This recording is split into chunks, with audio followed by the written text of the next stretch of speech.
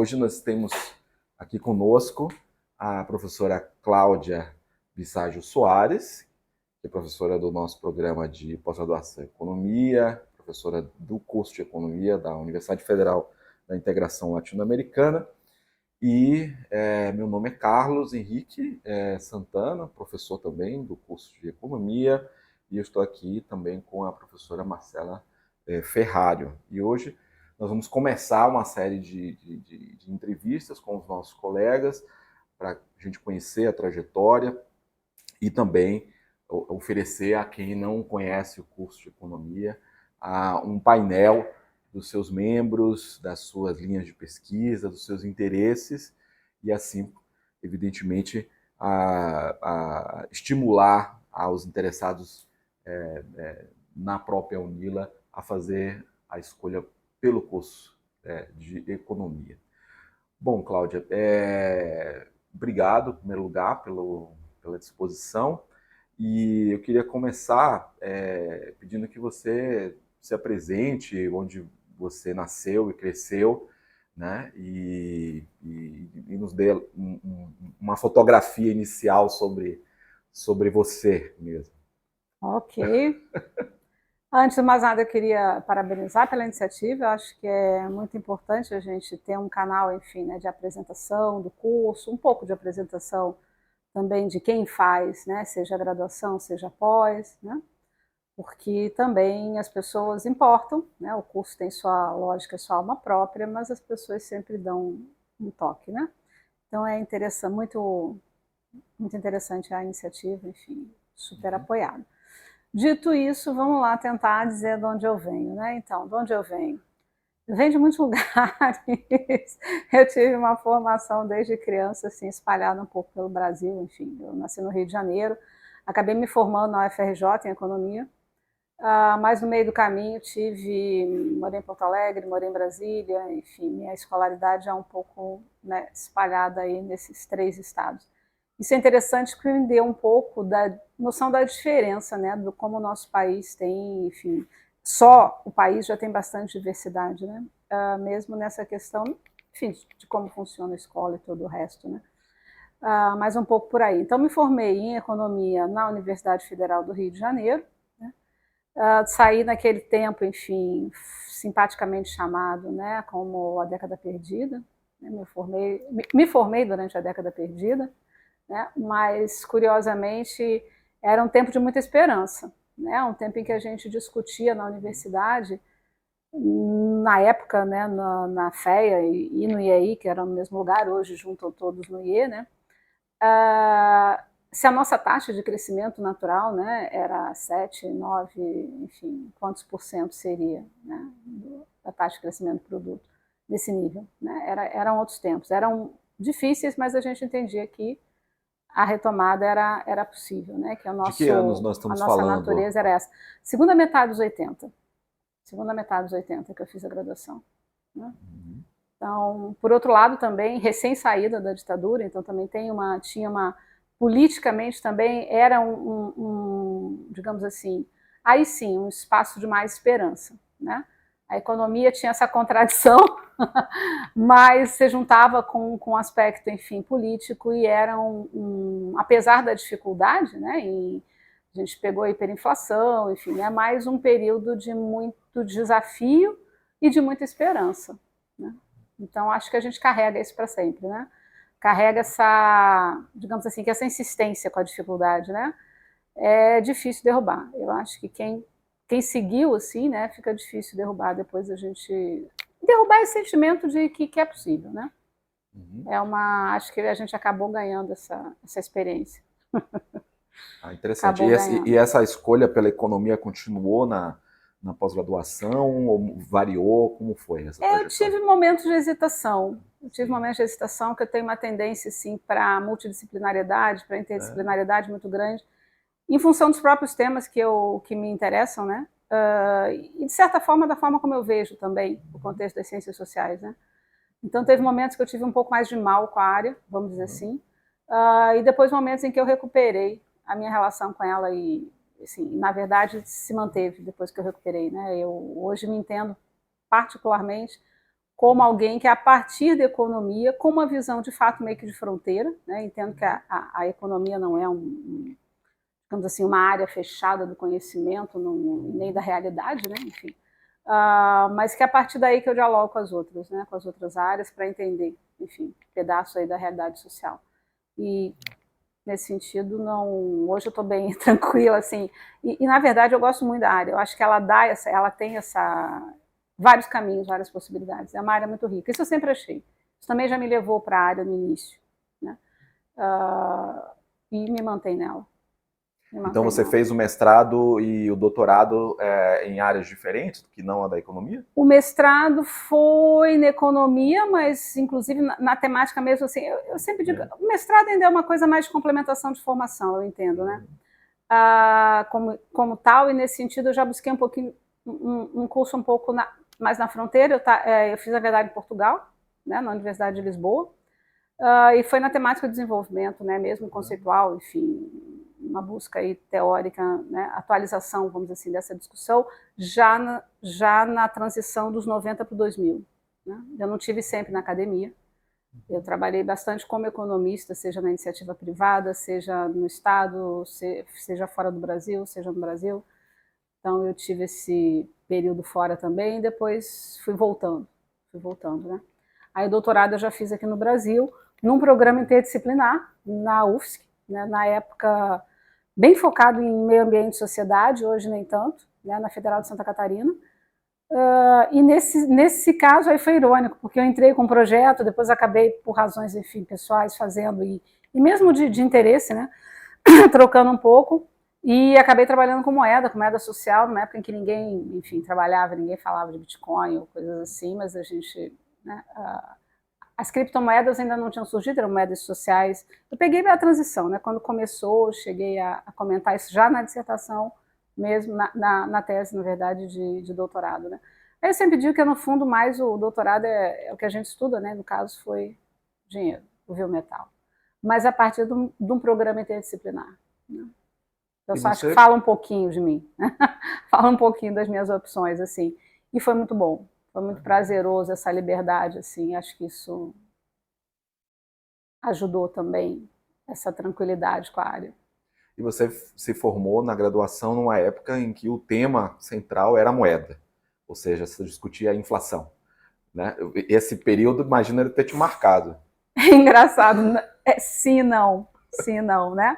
Porque uma das coisas que eu mais gostava quando eu entrei na economia, veja a ironia, é que eu tive uma confirmação de uma coisa que para mim era intuitiva, né? Intuitiva assim, como, né, um cidadão, né? Que a moeda dizia pouco para a economia, né? E quando eu entro no curso, quase que a primeira informação que eu tenho é aquela velha história, né? Neutralidade da moeda, o mundo monetário é uma coisa, a economia lida com dado real, o mundo monetário é só um espelho e tal. E durante um bom tempo eu acreditei nisso e fui feliz, porque eu achava que a questão monetária era complicada, ela saía num ponto fora da curva, né? Ela não era uma questão econômica. Eu, em algum nível, assim, entrei mais idealista, mas buscando alguma coisa que me desse um norte mais firme, né? Assim, eu achava que a economia trazia isso, né? Aquela famosa solução sem trabalho, sabe? A ideia, a solução sem trabalho que eu digo, é a ideia de que tem uma regra que te diz o que é certo. Se você seguir a regra, o mundo vai dar certo, né? Eu tinha um pouco essa ilusão em relação à economia quando eu entrei.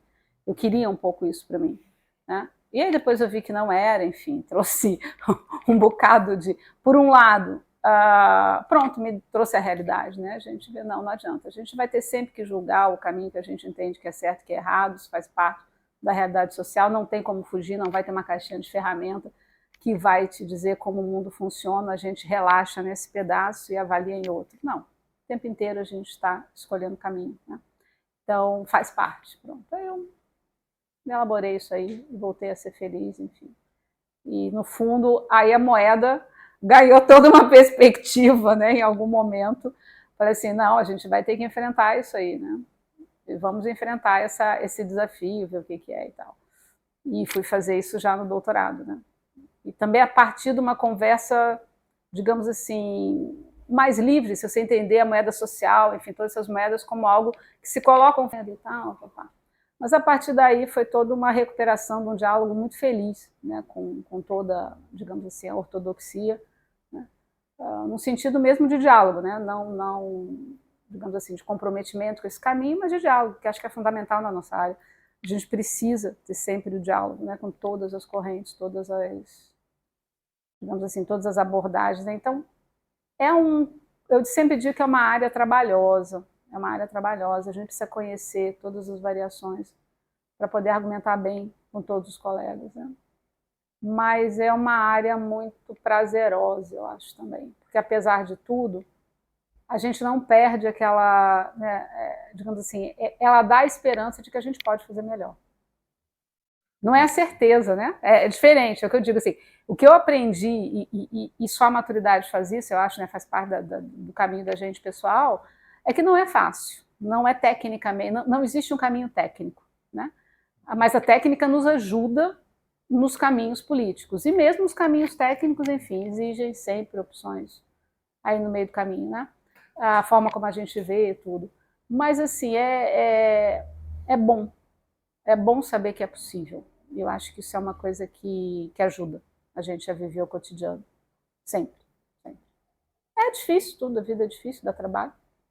Tudo bem, no que a gente estuda também.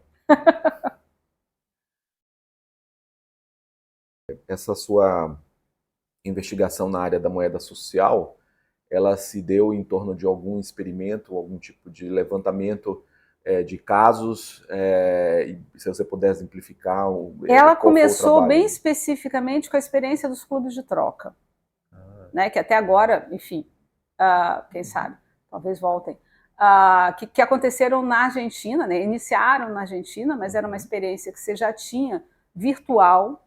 Isso a gente está falando ali dos 2000, né, na passagem mesmo, né, do milênio. Né. Eles cresceram, essas experiências do final dos 90 e início ali dos 2000 se espalharam muito pela Europa, no sentido mesmo de clubes virtuais em geral, né?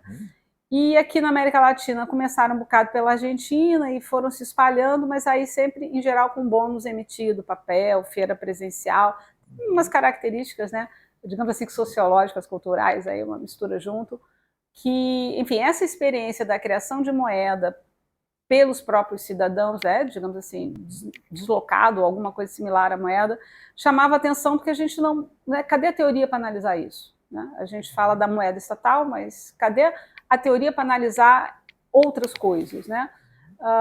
E com ressalvas, enfim, nessa estatal.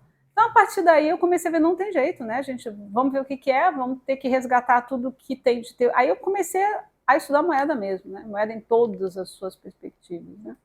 E aí, nesse processo de estudar, enfim, a moeda e suas várias funções, etc., também começaram a surgir, né, as criptomoedas. Foi o início, ele pegou bem o iniciozinho, na verdade, né, das criptomoedas, que tinham essa associação, às vezes, ideológicas com alguns desses experimentos.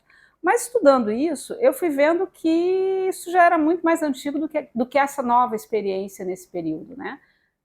Que ali no período de entre guerras, enfim, teve bastante experiência com outro tipo de características, às vezes associado mesmo à ação digamos assim, de governo a nível regional, né? Não nacional, mas a nível regional. Enfim, dali inspirou uma série de outros estudos. Né? Junto disso também o Brasil estava com toda assim, essa experiência que eu não estudei diretamente no trabalho, mas a gente acompanhou dos bancos solidários que, enfim, também trabalhava com essa ideia de um circulante próprio, né? Então a gente sempre tive bastante, digamos, diálogo e contato e estudando também. Depois fiz um pós-doc, inclusive, nessa área dos bancos comunitários, da moeda dos bancos comunitários, enfim.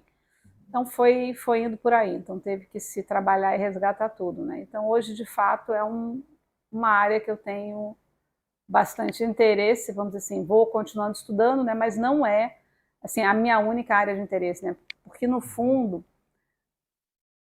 possibilidades, instrumentos, caminhos, né, que rodam em torno aí dessa noção, digamos assim, do desenvolvimento, né, da transformação voluntariosa, que a gente diz para onde quer ir, eu diria que são os temas que me movem, me movem, vão por aí. Né? Então, às vezes eu vou mais para um lado, às vezes eu vou mais para o outro. Né? Já trabalhei bastante nessa relação meio ambiente, gosto dela, hoje em dia não tenho trabalhado muito, né? Já trabalhei bastante com a inter-relação, e essa eu continuo, enfim, que os bancos comunitários têm a ver com essa ideia de economia social, economia solidária, enfim, né? Sempre, digamos assim, que essa economia voluntariosa, né? Onde os valores trazem sentido à ação e tal.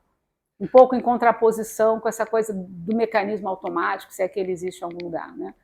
Então esse embate aí também me interessa, enfim, eu vou caminhando um pouco em momentos diferentes em torno dessas temáticas, né?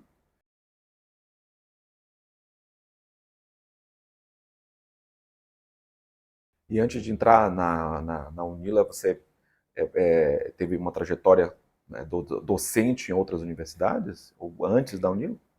Em tempo integral, não. Em tempo integral, não. Eu lecionei num centro universitário municipal, em São José, Santa Catarina, mas nessa época eu também atuava como economista na Secretaria Municipal de Saúde, né, do mesmo município. E também fui substituta na UFSC, por exemplo, na Federal de Santa Catarina, né, também durante um tempo. Eu nunca tive assim muito desconectada da universidade, eu te diria, mais isso, né, enquanto eu tive na minha experiência, que foi bem longa, fora, né? Então, durante um tempo eu fiquei com um pé na academia e, né, 2, 3, 4, 5, digamos assim, no mundo do fazer, né, no mundo da execução. Você foi uma das, diria, fundadoras do curso de economia. Chegou aqui, você mesmo disse, 6 meses depois que a universidade começou a funcionar. E eu acho que todos, não só os estudantes e curiosos com a universidade, mas mesmo os que fazem parte dela, não conhecem esse momento, digamos, de heroísmo institucional, né? Que é você criar uma universidade. E o fato de você chegar bem no início, certamente ele deve ter guardado lembranças particulares. Você podia nos apresentar, digamos assim, esse panorama, digamos assim, dos 2 primeiros anos, o que era a Unila? 2 primeiros, né? Né? Desculpa, eu tenho que te interromper. 2 é muita coisa nesse período. Então, que seja. 2 é muita coisa. Muita coisa. Essa fase inicial, efetivamente, né? Muita coisa acontecendo agora, né? Assim, digamos, em simultâneo. Talvez uma das coisas assim mais bonitas é a ideia do novo, né? Do a gente vai fazer diferente, a gente vai conseguir fazer uma estrutura, digamos assim, mais leve e ao mesmo tempo mais resolutiva. A gente vai fazer uma estrutura mais direcionada, mais ágil, né? Enfim, para a integração, né? Para a integração mesmo cultural, educacional entre os povos. A gente vai procurar uma forma de estar mais próximo, estar mais junto, né? Fundamentalmente nesse aspecto, um pouquinho também, também não deixando, tinha essa pegada também interdisciplinar, que também sempre me atraiu, vamos dizer assim. Então, eram muitas promessas, né? E esse tipo de coisa vocês já viram que me atrai, né? A ideia de que a gente pode construir alguma coisa diferente. Então, isso foi muito interessante no início, né?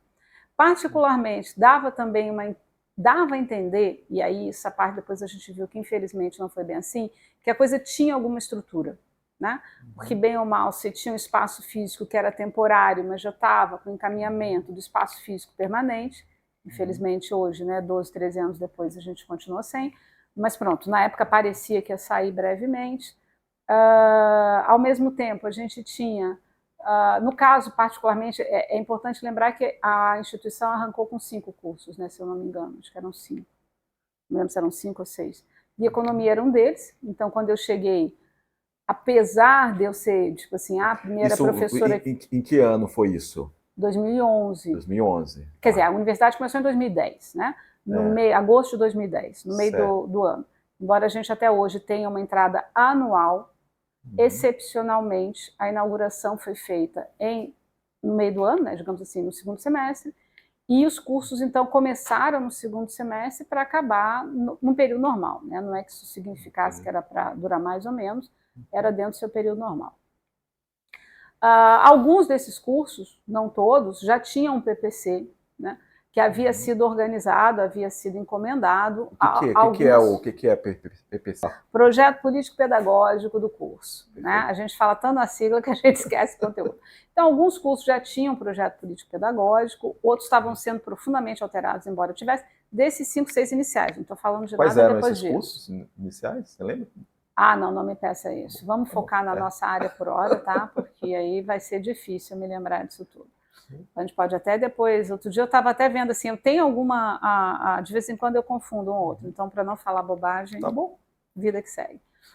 Então, o PPC, o Plano Político Pedagógico da Economia, também era animador, né? Ele foi feito por professores de diferentes instituições do país, eram 5 ou 6, eu também não vou saber nomear todos de cabeça, mas era um plano, digamos assim, bem abrangente, no estilo que me chamou a atenção, inclusive, quando eu fui fazer o concurso. Né? Eu não tinha noção do plano, é verdade, mas, assim, pela temática do concurso, enfim, eu já achei que tinha uma ideia. Quando vi o PPC, fiquei muito feliz. Né?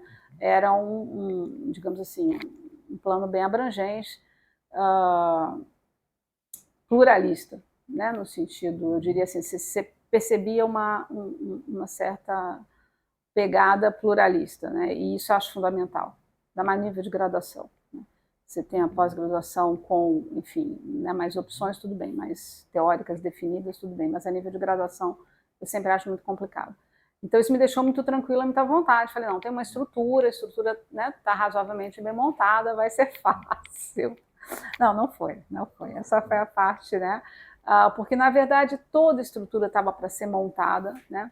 E havia digamos assim, que eu diria que um certo conflito com toda a estrutura do Reúne, que também estava sendo montada na época. Né? Então, a UNILA se colocava como um projeto internacional, né, para a América Latina, né, focado na América Latina, como, assim, em princípio, se lançando a partir dessa ideia aqui do Mercosul, dos países do Mercosul, mas pensando na América Latina toda. Né? Então, a ideia era começar com o Mercosul, focando os países do Mercosul, mas chegar a atingir toda a América Latina, desde o início, sempre foi esse, digamos assim, o objetivo, né? A partir de uma instituição brasileira federal, sujeita às regras das universidades públicas federais normais. Então, se você colocar o bilinguismo numa instituição que todos os documentos têm que estar em português, né? Então, assim, com desafios que a nossa lei criadora, depois a gente foi vendo com calma, não facilitou. Porque ela nos deu, digamos assim, que a missão está clara, né? Mas ela não nos deu instrumento nenhum diferenciador. Nenhum. Então, isso em termos de buscar, né, a partir de uma estrutura de uma universidade federal, você buscar esse contato mais fluido, né, fica difícil. A gente sempre teve algum contato, né, o sistema brasileiro tem uns programas interessantes, né, de busca de estudante, busca de professor e tal. Então, para a gente se diferenciar disso, né, e conseguir fazer, isso foi toda uma construção, né, como criar e como manter essa relação ainda né, é um enorme desafio. E acho que a gente tem trabalhado muito nisso. Né? Então, os professores aqui sempre têm que trabalhar muito na parte também, digamos, que da construção da instituição mesmo. Né? Não é uma coisa que você chega e vai fazer a sua pesquisa. Na UNILA, a gente sempre assobia e chupacana ao mesmo tempo. Né? A gente precisa estar estruturando. Né? Então, eu acho que essa é uma coisa que ficou dos primeiros tempos. Né? Eles não terminaram. Eles continuam. Né? Mas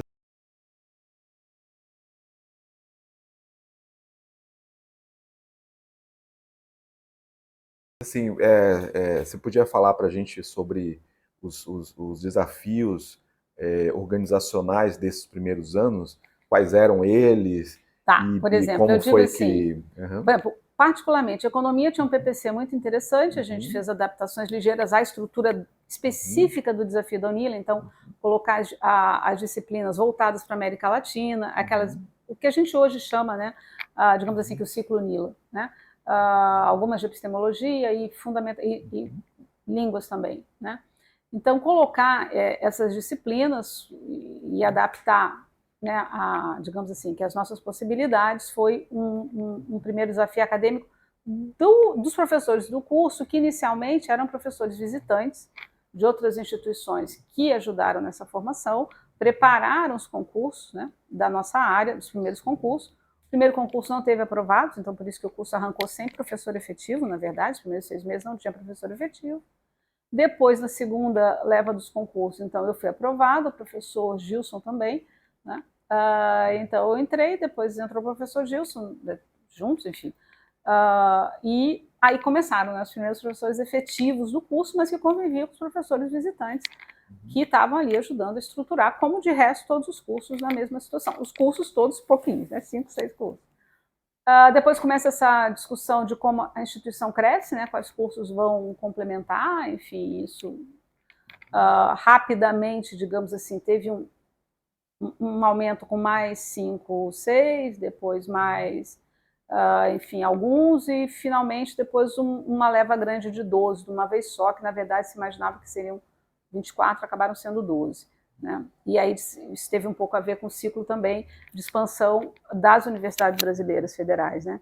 E aí quando eu digo que você tem uma certa contradição com esse ciclo de expansão, e isso influenciou muito o nosso cotidiano no início, é porque esse ciclo foi em cima do Reúne. Não sei se vocês lembram do Reúne. O Reúne tinha um espírito, por um lado, interdisciplinar, mas a interdisciplinaridade do Reúne era muito mais no sentido de agilizar a administração, diminuir cargos intermediários, né? No fundo, reduzir custos, né? Tentar fazer mais, digamos assim, limonada com a mesma quantidade de limões. Né? E a Unila nunca viu, quer dizer, quem estava na Unila, querendo montar a Unila, nunca entendeu interdisciplinariedade dessa forma. A gente nunca entendeu como algo assim, digamos, funcional para agilizar as graduações, longe disso. Né? A gente entendia como um desafio epistêmico, né?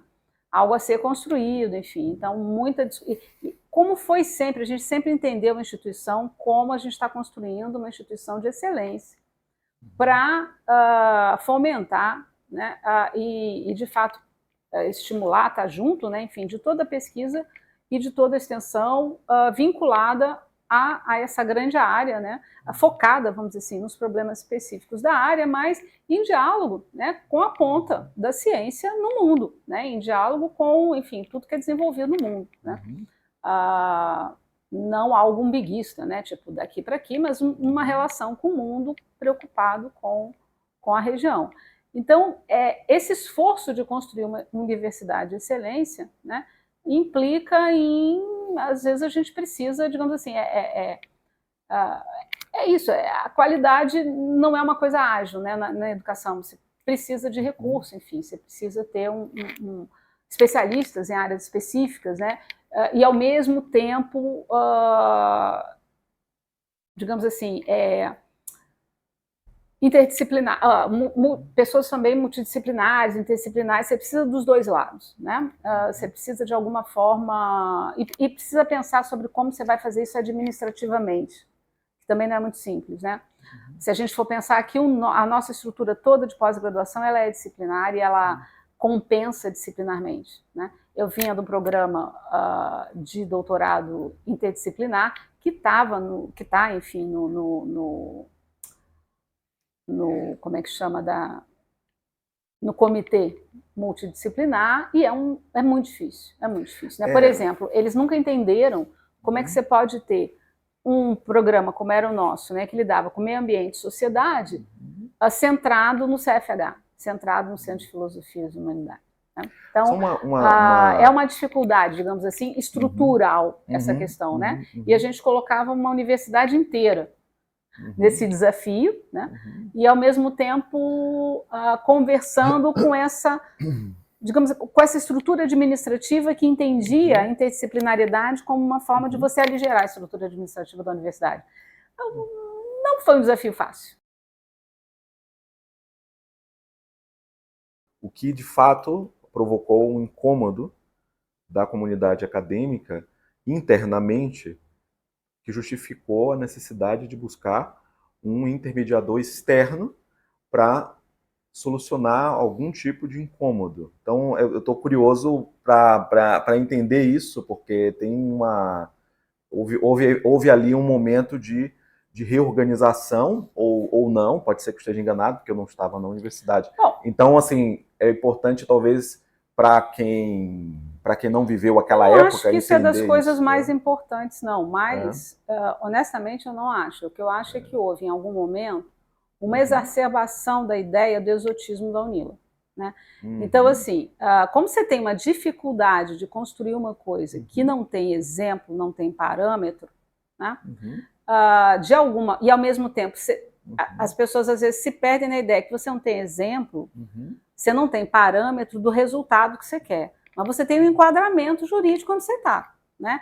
Então aí houve um grande, de fato, a gente pode dizer que houve de fato um grande choque, né? Na medida em que enfim, alguns membros da comunidade não conseguiam entender que você está numa universidade pública federal brasileira, que tem esse enquadramento, né? E que a gente tem que conseguir aproveitar o que isso tem de bom para conseguir os objetivos que a gente quer e conviver com a estrutura que ela é, né? Ela tem uma estrutura legal, e tudo que você faz fora dela, como qualquer setor público, você apenas está anulando o seu ato. Né? Então, se você quer que um diploma seja reconhecido, ele tem que seguir, isso no Brasil, né? Quanto mais fora. Né? Ele tem, que é um grande outro desafio da instituição. Então, você precisa respeitar a legislação nacional, é tão simples quanto isso. Então, no momento em que... aí você tem... o que vai despoletando, digamos assim, esse desassossego com a legislação nacional, tem vários níveis. Né? Tem aquele nível da funcionalidade mesmo, ou seja, a gente está numa fronteira, por definição, a gente vai almoçar no Paraguai, vai jantar na Argentina, né? E normalmente, a gente cidadão. Né? Agora, eu, professora, não consigo levar um estudante para fazer extensão no Paraguai ou fazer pesquisa na Argentina, vice-versa, o contrário, né? Porque a instituição não tem seguro, não paga o seguro. Eu mesma, enquanto funcionária, né, e num cargo de gestão da instituição, me acidentei na Argentina representando a instituição e banquei por conta própria, enfim, né, o que eu tinha que bancar para conseguir me recuperar do acidente que eu tive. Né? Não tem uma estrutura para isso. Agora, você imagina se isso não pode acontecer com estudantes. Né? Então, isso é uma daquelas questões em que você diz assim, a lei de formação podia ter dado alguma estrutura para ajudar nesse desenvolvimento da missão. Isso é uma coisa. Funcional. Né? Isso vai perturbando o cotidiano. Mas a gente tem que operar dessa forma. A mesma coisa funciona, vamos dizer assim, em todos os outros níveis de gestão. Como entra dinheiro, como a gente dá a satisfação do dinheiro, como a gente elege ou não os representantes, em que nível. Né? Se tem uma legislação que segue a tradição brasileira, né? E, acima de tudo, que é dada pela lei brasileira. Né? Claro que você recebe colegas, recebe estudantes que vêm de outras tradições, normalmente até muito mais conservadoras, enfim. Né? Normalmente você tem menos digamos assim, esse exercício, mas varia. País para país, a América Latina varia muito. Então, isso também traz um conflito. Né? E sem contar o conflito das vontades de fazer diferente. Então, como supostamente a gente tem de fato um objetivo que ele é ligeiramente... Porque isso também é uma questão de como a gente interpreta o desafio da UNILA. Né? Particularmente, a minha interpretação é que o nosso desafio ele não é diferente de qualquer universidade federal brasileira, aliás, ele não é diferente de qualquer universidade, né? Que é esse vínculo com o ensino, a pesquisa e a extensão. Isso é a nossa atividade fim. Né? Esse é o nosso desafio primeiro. Agora, fazer ciência, fazer conhecimento, privilegiando as questões da nossa região, é o desafio específico da UNILA. Né? E fazer isso com a maior diversidade possível de colegas, né? Tanto professores como estudantes da região, é o desafio, digamos, organizacional. Não é fácil. Né? E por estar na fronteira, tem essa tentação ainda, né, de por que a gente não aproveita e vai também, atravessa e faz fisicamente, e não só nos livros. Né? Então, são um conjunto de desafios que, às vezes, também estimula, digamos assim, a aparecerem soluções que são um pouco, né, tipo, bom, então a gente faz do nosso jeito, né, a gente é diferente, então a gente pode fazer diferente. E aí a coisa vai num delírio, né? Foi um pouco assim, a coisa foi num delírio que no final o pessoal estava dizendo, não, mas a lei é essa, mas na UNILA não vale. Né? Nós chegamos a esse ponto, né? O tempo inteiro a gente ouvia isso, não, mas na UNILA não vale. Então teve uma hora que entrou num ponto em que, de fato, estava muito difícil, o cotidiano, né? Entre a facilidade, digamos assim, a gente estava se sujeitando, a gente ficou muito perto, né, de não estar conseguindo depois legalizar nossos diplomas, né, dado o grau de digamos assim, autuações possíveis sobre a instituição, né, por a gente não estar cumprindo o básico da legislação. Né. Então, houve um pouco esse delírio, sem dúvida alguma, isso foi complicado. Foi complicado, mas enfim, né, uma hora tudo se resolve, faz parte, né. Não, eu acho interessante você detalhar agora nessa segunda fase da questão, porque eu queria saber se nós estamos voltando para o delírio que você está mencionando agora. Você acha que esse é um momento em que de voltamos, mas numa direção oposta? Ou seja, se antes houve uma reafirmação das regras que regulam, digamos, o sistema público de universidades, agora nós podemos estar correndo o risco de voltar para o outro lado, no sentido de uma tentativa de desorganizar regimentalmente a universidade? Você se refere isso à reforma administrativa promovida pela atual reitoria ou à tentativa de encampação, de golpe em relação à Unila enquanto Universidade Federal a partir de uma empresa? As duas coisas.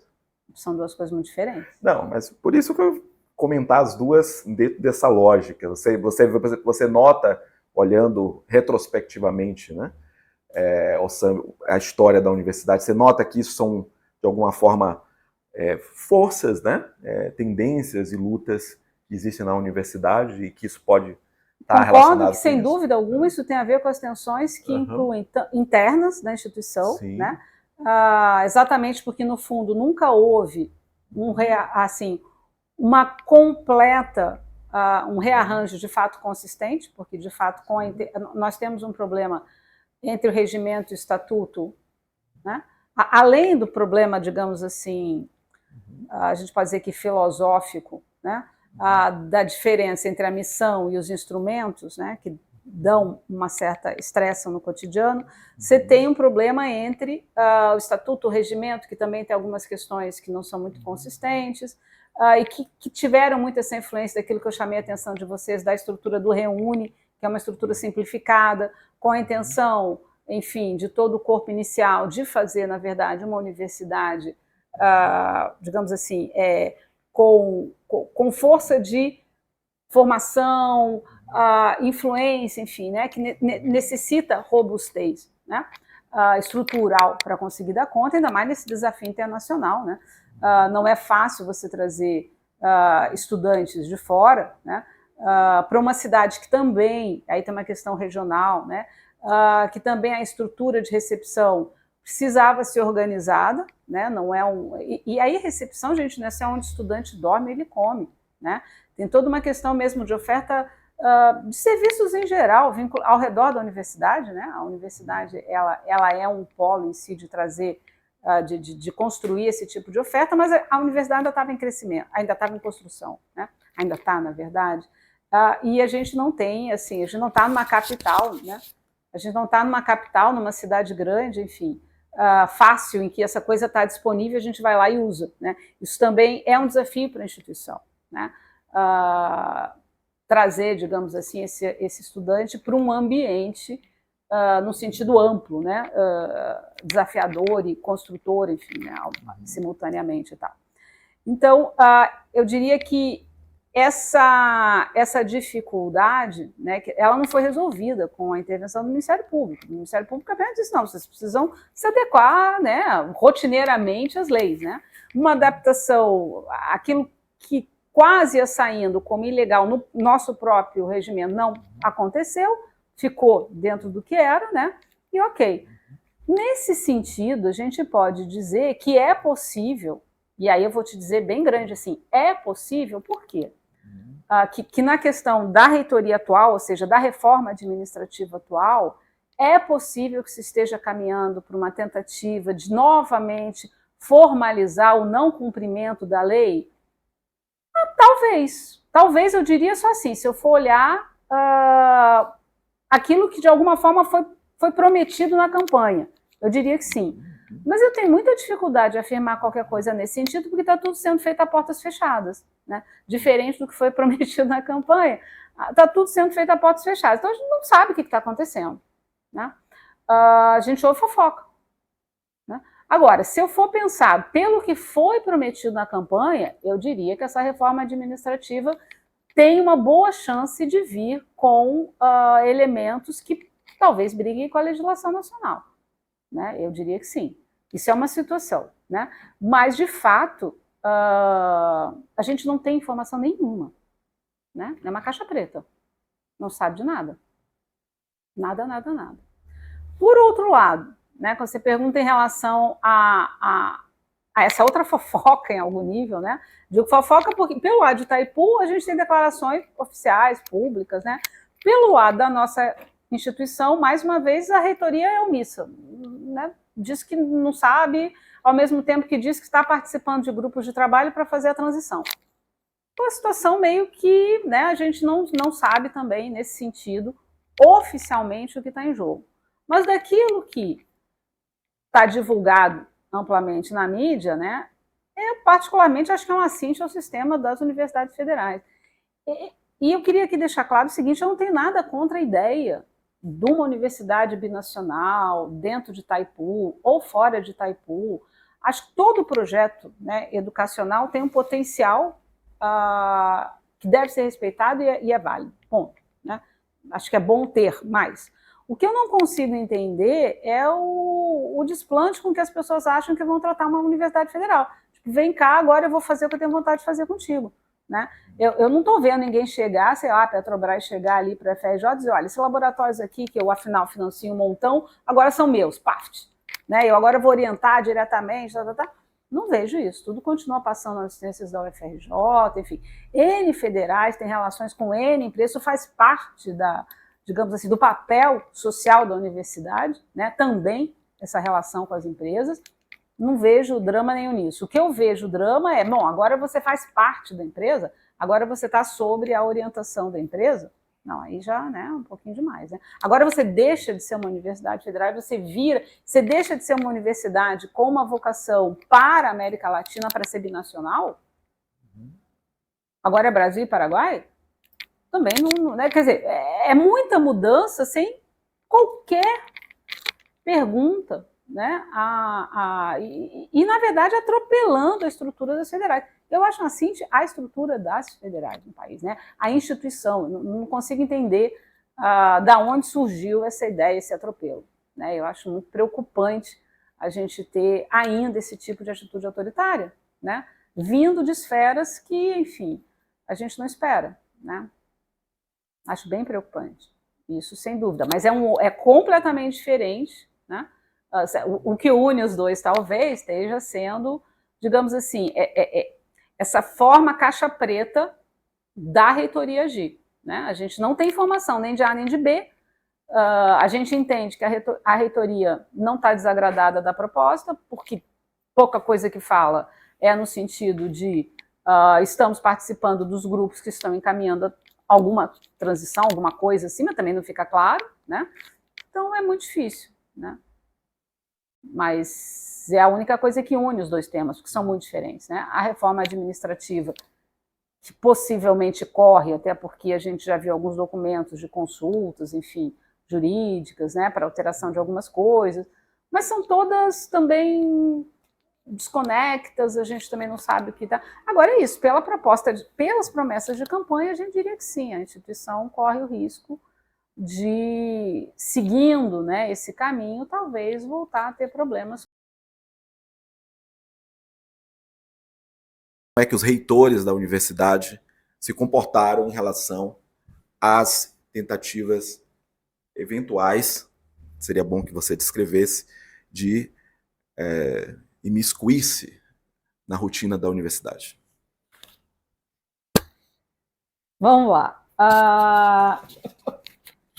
A UNILA, desde o início, né, foi assim, teve, digamos assim, esse apadrinhamento, né, de Itaipu em termos de estrutura. O que, como eu coloquei para vocês, inicialmente era visto, né, como uma coisa boa, que você tem uma infraestrutura que de fato estava subutilizada, vai ser utilizado para uma universidade federal. Não, desde que você mantenha a independência acadêmica da universidade, inconveniente algum. Acho que nesse sentido foram até então as posições, né, das reitorias em geral, né, com momentos de exceção. Agora, não quer dizer que isso tenha sido a mesma interpretação de Itaipu. Eu acho que aí a gente teve choque, né, algumas vezes. Acho que nesse sentido a primeira reitoria teve uma ação de fato marcada, né? A primeira reitoria sempre demarcou a Unila é uma coisa e Itaipu é outra. Acho que foi um processo importante, porque em algum momento a gente ouvia, fofoca, pode, né, não ter base na realidade, enfim, mas a gente via alguns atritos, inclusive de espaço, né? Quando foi construído esse edifício das águas, ele ia ser o aulário da Unila, né? A gente assim o chamava, saíram reportagens na região do aulário da Unila, e aparentemente, eu não estava na reitoria, não sei de verdade, posso estar falando bobagem, mas justamente o desentendimento em função desse papel, né, orientador, enfim, um papel acima do que a reitoria achava razoável, né, gerou uma discussão com a empresa, e isso gerou uma retaliação. Então, vocês não têm mais o prédio novo, enfim. E a gente ficou com um espaço pequeno e tal. Então, teve sempre algum conflito e teve sempre, eu entendo, né, como membro da instituição, sentia uma certa vontade. O que não é interessante. Mas também não é o único, né? A gente teve, nesse sentido, também, em algum momento, né, havia um mito também da ideia de que a Unila, enfim, teria como missão ser algo diferente do que uma universidade pública, enfim, né? Ser algo parecido com o think tank da vida aí também, mas que nunca se criou, né? Nunca conseguiu se criar efetivamente, porque é uma universidade pública federal. E isso é uma coisa muito interessante, eu acho que a gente tem que...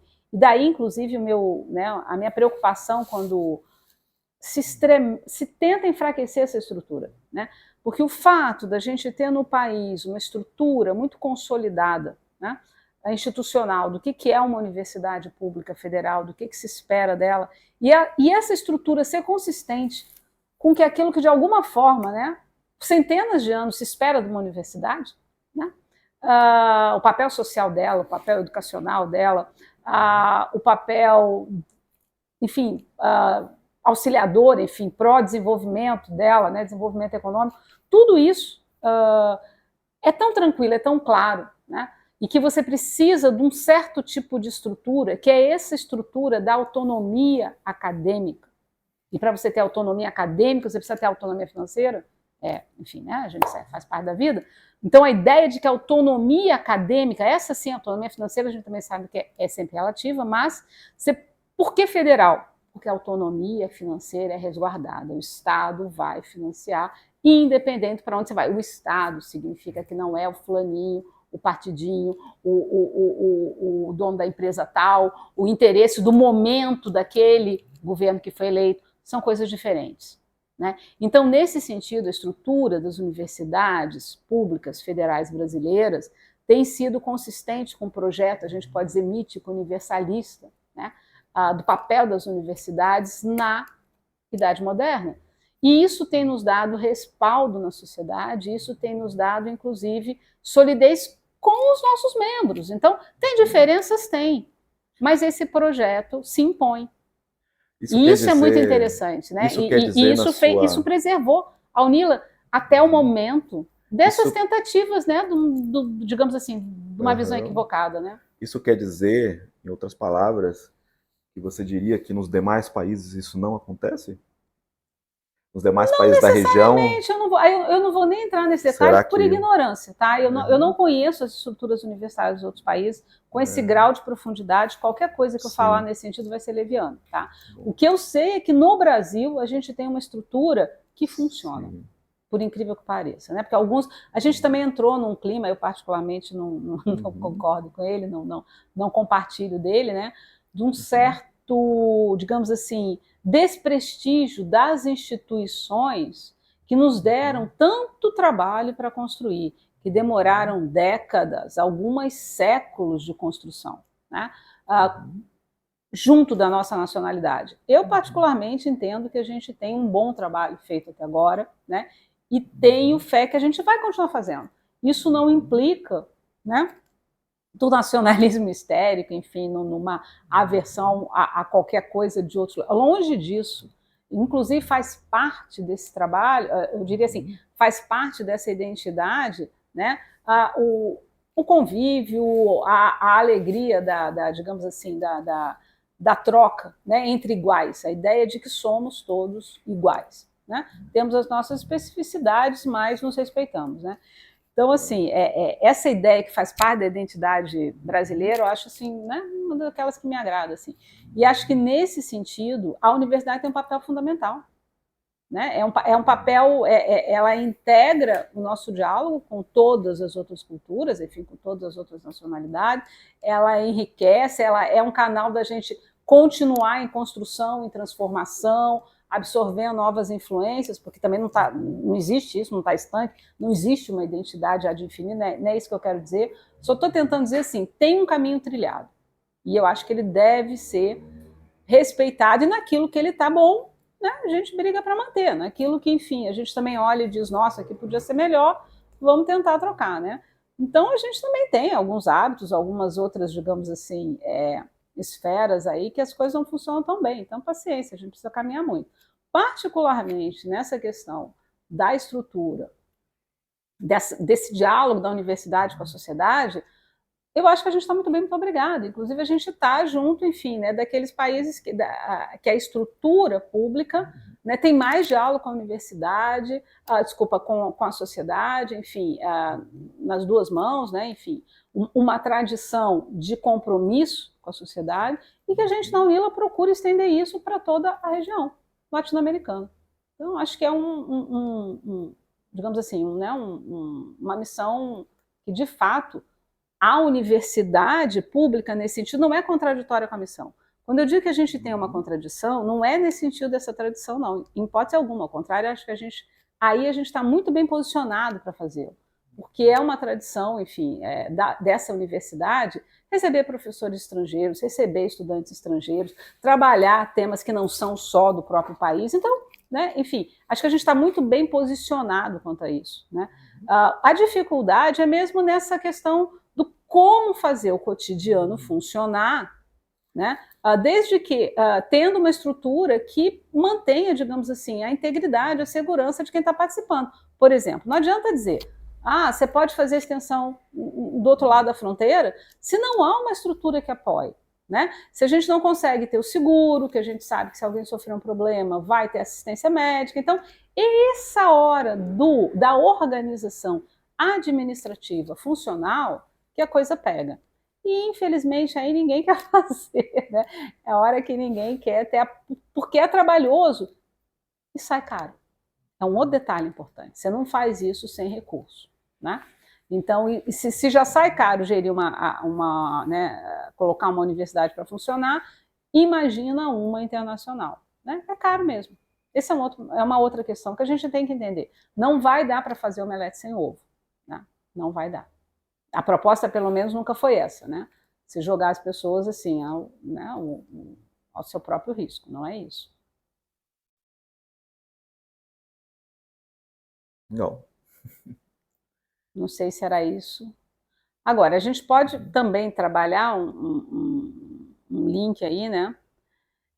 Com essa coisa das institucionalizações, do valor das instituições, né? Daquelas, enfim, o que significa a brincadeira? Por que é tão difícil lutar? Por que é tão difícil destruir essa UNILA que a gente tem, uma universidade federal? Essa estrutura? Porque ela está dentro de um corpo maior. Agora, se a gente é permissivo com um ataque à UNILA, ou ao FMG, ou a qualquer outra federal, a gente está fragilizando toda a estrutura das federais brasileiras. A questão não é a UNILA só, com a sua especificidade. Acho que a gente também precisa lembrar disso. Né? Agora, o que tem ajudado a UNILA a se manter erguida e na sua característica universalizante, né, enfim, como qualquer universidade, e não cair nesses projetos, digamos que mais personalizados, né, mais de certos grupos de interesse do país, como é natural existir em qualquer lugar, exatamente porque ela faz parte de um conjunto, né, de um corpo institucional maior. E acho que esse corpo precisa se preocupar com o que está acontecendo com a UNILA, também, nesse sentido, né? Porque o que acontece a nós hoje pode acontecer a qualquer um amanhã. Não é uma boa exceção. A gente sabe nesse país em que a gente, né, tem sofrido aí várias, ao longo da história, enfim, reveses, né? Não é porque a gente hoje tem uma estrutura robusta nessa área que ela vai se manter ad infinito. Né? Então, é preciso cuidar. Eu acho que a gente tem um tesouro. Né? As universidades federais, as universidades estaduais, são um tesouro.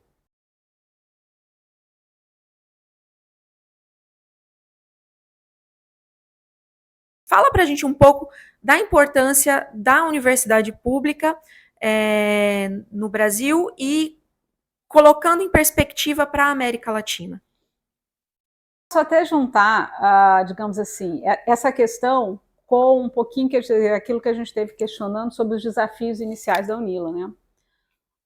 Nós nunca quisemos ser uma instituição, isso também não está na nossa lei, muito pelo contrário, né, de professores brasileiros para estudantes da América Latina. Não, nós sempre quisemos ser uma instituição de docentes de toda a América Latina para estudantes de toda a América Latina. Né? Nesse sentido, eu acho que eu respondo um pouco essa ideia de que a gente entende que, a gente entendia, né, eu acho que aqueles que foram atraídos para esse projeto e mesmo quem lá, digamos assim, legislou nesse sentido, né, que o nosso arcabouço legal protegia, né, esse valor da autonomia intelectual. Né? E eu corroboro isso, eu acho que sim, a gente faz, como eu já defendi antes. Né? A gente tem a estrutura para isso e ela tem dado certo. Né?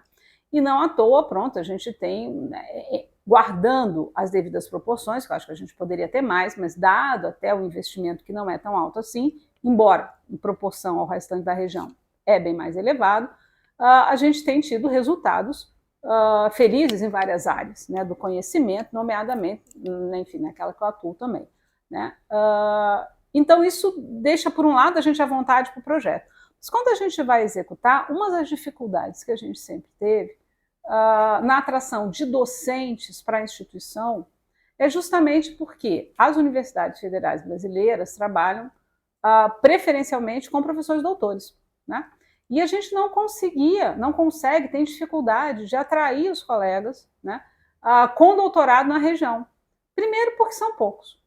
Como são muito poucos, isso responde um pouco talvez essa questão, né? Tem pouco investimento, tem pouca formação, às vezes eles têm propostas mais interessantes na iniciativa privada, enfim, né? Você não tem, e ainda por cima sair do seu país, deixar sua família, né? Não quer dizer que a gente não tenha conseguido atrair alguns, mas a gente ficou muito aquém, né? Até hoje a gente tem muita dificuldade de atrair docentes da região, né, com a formação necessária para a universidade, porque, de fato, os poucos que têm formação têm opções interessantes, às vezes, no seu país natal, e é compreensível. Então, acho que isso responde um pouco essa questão da relevância da nossa estrutura. Né? Eu acho que ela funciona mais. A gente, inclusive, sofre de fuga de cérebros, né? Ao contrário, a gente acaba fornecendo, inclusive não só para a região, né? A gente fornece gente bem formada, cérebros, enfim, né?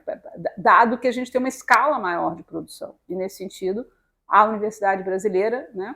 A estrutura universitária brasileira tem uma escala maior. Né? Então, a gente, de fato, tem receio, né? Eu acho que tem um pouco de receio, de transportar de aumentar o peso dessa dificuldade em toda a estrutura universitária, né? Seja no instituto, nesse sentido mesmo, assim, né, de pessoal, né? Como também, como você chamou a atenção, tem uma questão também da defesa institucional, né? O arcabouço no Brasil é muito mais estruturado, né, em torno das universidades federais, e tem garantido essa autonomia, né? Até o momento, pelo menos, até o momento. A gente agora está sob risco, mas ele tem garantido. Né? E a gente não vê tanto isso no restante da região. É mais frágil, está mais sujeito a chuvas e trovoadas, sem dúvida. Né? Tem exceções, né, óbvio, mas assim, eu diria que há uma preocupação nesse sentido, né, quando a gente pensa em sair, abrir mão do nosso arcabouço. Eu tenho essa preocupação. Eu tenho, particularmente. Eu acho que o nosso arcabouço é mais... Não é que é mais, ele é robusto. Ele é robusto. Né?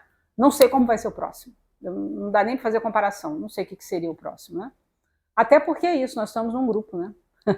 Nós temos todas as federais brasileiras com a gente. Você imagina a fragilidade de uma estrutura única, internacional, que não tem uma institucionalidade por trás, porque a gente não está falando, né, da possibilidade da Universidade do Mercosul, não é isso. Com toda a fragilidade ou fortaleza do Mercosul. Ainda nem sequer é isso. Que também já foi outrora, né? A UNILA poderia ter nascido dessa forma. Não nasceu porque os outros países, né, enfim, não houve, entre todos os países, um acordo nesse sentido, né? Então, de fato, qualquer coisa que você é único, né, é frágil, é mais frágil. Numa região sujeita a chuvas e trovoadas, historicamente, não me deixa à vontade. Eu gosto de estar num grupo. Então, qual é a importância da UNILA dentro desse contexto? Eu acho que justamente ancorar, né, servir de uma âncora mais firme, né, para vários pesquisadores da região. Justamente compartilhar a autonomia universitária, que tanto trabalho nos deu para construir nesse país, né, com aqueles que tiverem interesse na região. Sem concorrer, sem se colocar, enfim, sobre nada nem ninguém. É uma opção. É uma opção. Mais uma opção.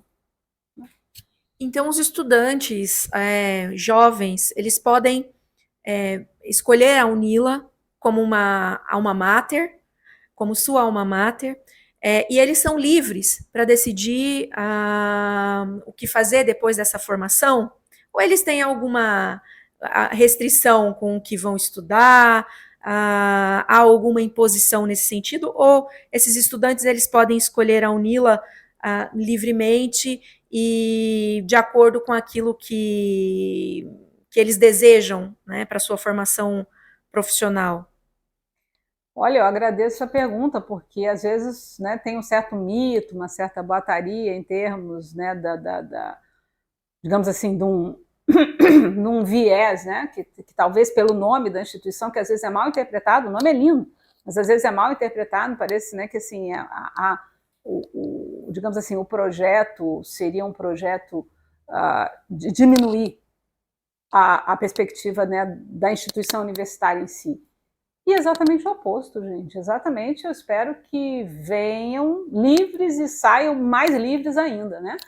Que o contato com o mundo universitário permita o aumento do exercício da liberdade intelectual, né? Nunca restrinja.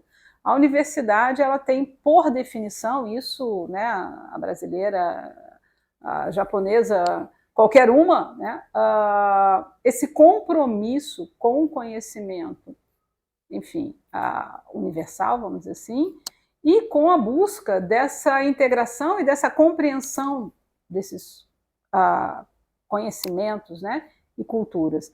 A UNILA, nesse sentido, né, em momento algum abre mão disso, né? Inclusive esse contato com o que está fora da América Latina é fundamental. A única coisa que a gente procura, né, é lembrar que a gente tem especificidades como outras regiões que infelizmente não têm tido tantos recursos, inclusive econômicos, na verdade, para se debruçarem sobre esses problemas, né?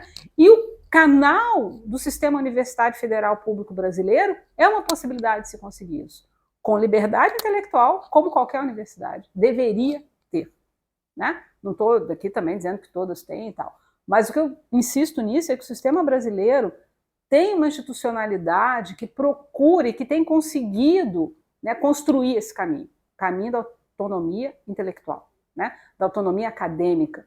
Isso é fundamental, isso precisa ser, eu acho que lembrado, valorizado, porque às vezes é aquilo que a gente já tem, a gente tem uma tendência a desvalorizar muito grande. Como a gente já tem, às vezes a gente só volta a lembrar que aquilo era bom, que aquilo era importante quando a gente perde. Eu espero que isso não aconteça com o sistema das universidades públicas brasileiras, né? Que não é só a UNILA que está sofrendo, enfim, um achaque específico, né?